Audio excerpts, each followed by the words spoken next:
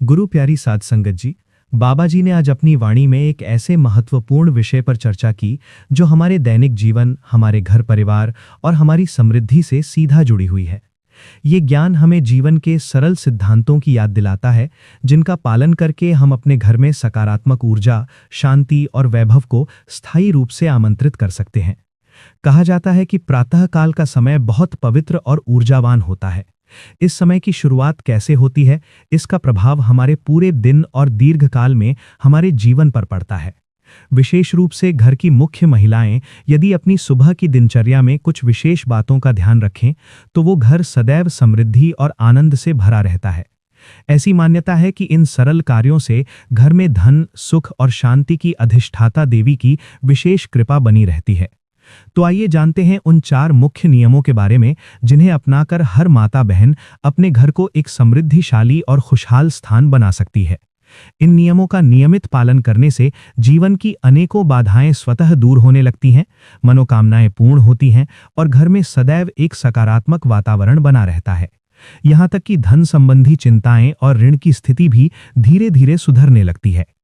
पहला नियम, दिन की शुरुआत जल्दी उठकर, विशेष रूप से ब्रह्म मुहूर्त या सूर्योदय से पूर्व करना शुभ माना गया है।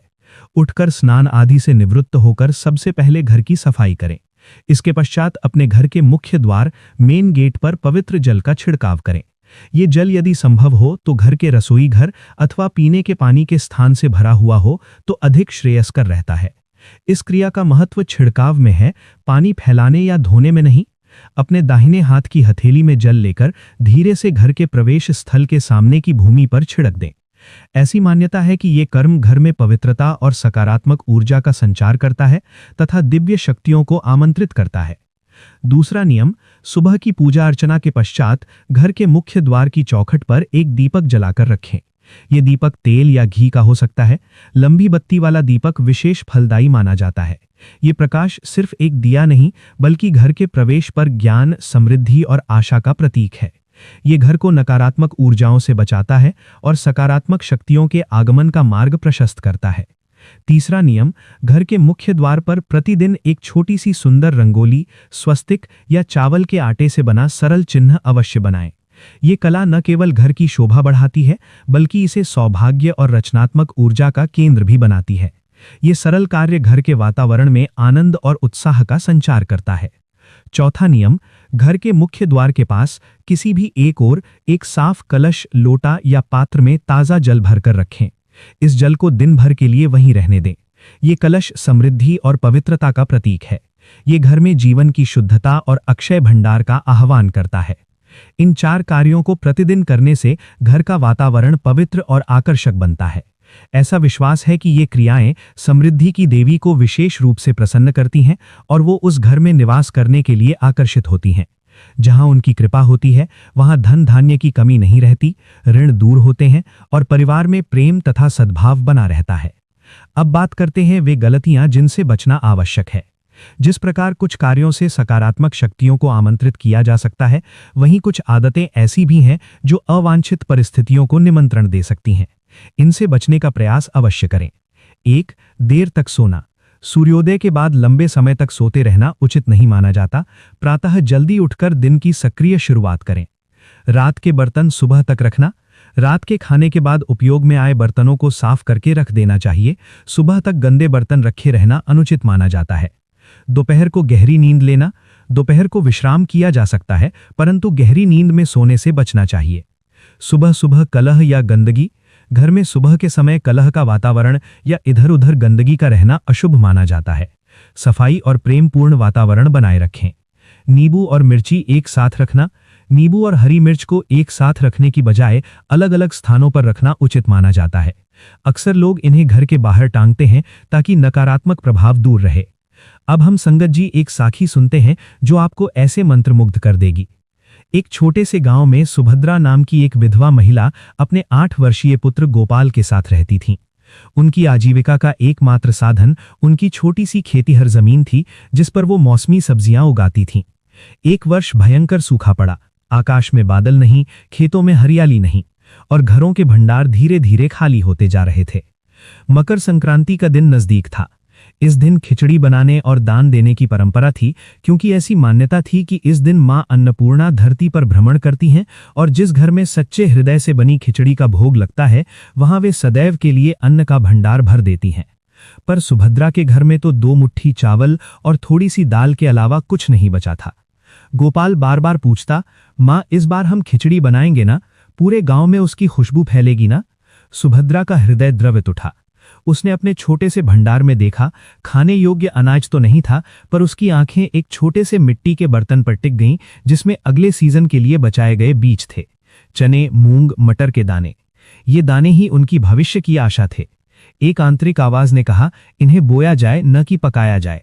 पर दूसरी आवाज जो उसकी आस्था से उपजी थी, बोली, जो दान तू आज देगी वो 1000 गुना होकर लौटेगा। संक्रांति वाली सुबह सुभद्रा ने निर्णय लिया। उसने वो कीमती बीज एक एक करके चुनकर धोए। गोपाल ने पूछा, मां ये तो हम बोने के लिए लगते हैं। सुभद्रा ने उसे गले लगाते हुए कहा, बेटा आज हम एक अलग तरह की फसल बो रहे हैं, विश्वास की फसल। उसने उन बीजों को पकाया, उसमें नमक और हल्दी डाली जो घर में बचे हुए थे। खिचड़ी तैयार हुई, भले ही वो सामान्य नहीं दिख रही थी। तभी उनके द्वार पर एक वृद्ध याचक आया। उसकी आंखों में थकान थी और होंठ सूखे हुए थे। माता, उसने कहा, 3 दिन से अन्न जल नहीं मिला, क्या इस पावन दिन कुछ भिक्षा मिल सकती है? सुभद्रा के सामने फिर वही द्वंद्व था। ये खिचड़ी तो प्रसाद के रूप में मां अन्नपूर्णा को अर्पित करने के लिए थी, पर उसकी दृष्टि उस भूखे याचक पर पड़ी। उसकी करुणा जाग उठी। उसने सोचा, भगवान तो सभी रूपों में है, क्या इस भूखे व्यक्ति को भोजन देना मां को भोग लगाने से कम है? उसने निर्णय किया। उसने अपने बर्तन से आधी खिचड़ी निकालकर एक पत्तल में परोसी और वृद्ध को दे दिया। उसने पहली बार देखा कि किसी की भूख मिटाने में कितनी गहन आत्मिक तृप्ति होती है। याचक ने आशीर्वाद दिया, तुम्हारा भंडार कभी खाली न हो, और चला गया। सुभद्रा ने बची हुई खिचड़ी को एक साफ कपड़े से ढककर अपने छोटे से पूजा स्थल पर रख दिया। उसने मन ही मन प्रार्थना की, हे मां, मेरे पास अर्पित करने को कुछ नहीं था तो मैंने आने वाली फसल के बीज अर्पित किए। मेरे पास खिलाने को कुछ नहीं था तो मैंने तुम्हारे ही एक रूप को आधा अपना भोजन दे दिया। यही मेरी पूजा है। शाम को जब सुभद्रा ने प्रसाद वाला बर्तन उठाया तो वो हैरान रह गई। बर्तन खिचड़ी से लबालब भरा हुआ था। वो सुगंधित स्वादिष्ट खिचड़ी जिसमें चावल, दाल, सब्जियां सब कुछ था, वो ऊपर तक भरी हुई थी।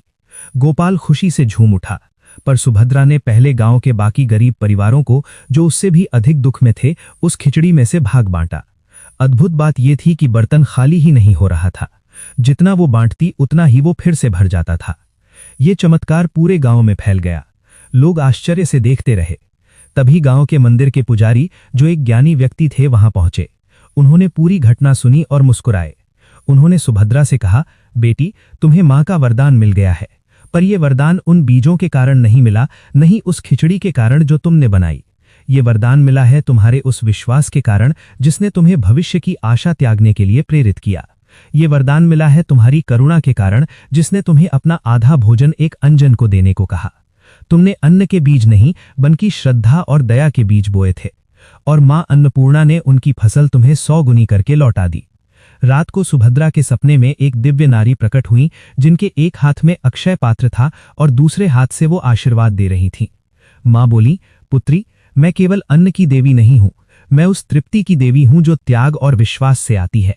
तूने मुझे निस्वार्थ भाव से दिया, इसलिए मेरा भंडार तेरे लिए सदैव अक्षय रहेगा। याद रख, जहां श्रद्धा का एक दाना पड़ता है वहां अकाल की कोई भूमि नहीं होती। अगली सुबह जब सुभद्रा उठी तो उनका छोटा सा खेत हरा भरा था। वर्षा हो चुकी थी और उनकी जमीन बोने के लिए तैयार थी। उस बर्तन से, जो अब साधारण बर्तन बन गया था, उसने कुछ मुट्ठियां खिचड़ी निकाली। उनमें वही बीज मिले हुए थे जो उसने डाले थे। उसने उन्हें अपने खेत में बो दिया। कुछ ही हफ्तों में उनकी फसल गांव में सबसे अधिक उपजाऊ हुई। सुभद्रा ने उस फसल को गांव के सभी के साथ बांटा। उसकी करुणा और उसका भंडार दोनों अक्षय हो गए। कहानी यहीं समाप्त नहीं होती। मकर संक्रांति पर विश्वास की खिचड़ी बनाने की परंपरा उस गांव में शुरू हुई, जिसमें लोग अपने घरों के भंडार से नहीं बल्कि अपने हृदय के भंडार से थोड़ा त्याग, थोड़ी करुणा, थोड़ा विश्वास डालते हैं। और लोग कहते हैं कि आज भी जो कोई सच्चे मन से इस तरह की खिचड़ी बनाकर दान करता है, उसके घर से मां अन्नपूर्णा की कृपा कभी विमुख नहीं होती, क्योंकि उनका वास तो उस हृदय में होता है जो देने के लिए तैयार है, भले ही उसके पास स्वयं के लिए कुछ न हो। वो खिचड़ी केवल अन्न नहीं बल्कि आस्था का प्रतीक है। एक ऐसी आस्था जो कहती है कि जीवन का सबसे बड़ा भंडार भौतिक नहीं बल्कि आध्यात्मिक है और वो भंडार केवल दान के द्वारा ही भरता है। राधी स्वामी जी।